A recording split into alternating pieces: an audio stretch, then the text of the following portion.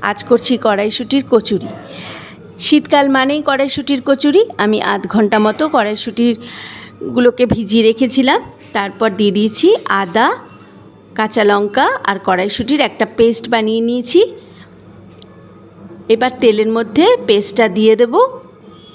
এক এক করে তাতে দিয়ে দেব নুন, হলুদ, জিরে গুঁড়ো, ধনে গুঁড়ো, লঙ্কার গুঁড়ো, চিনি। এটা দিয়ে খুব ভালো করে টালবো, যা একদম শুকিয়ে যাবে, ঝরঝরে মতো হয়ে যাবে।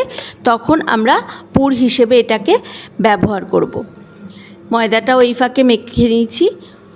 শীতকালে কতবার যে আমি করব তার কোনো ঠিক ঠিকানা নেই।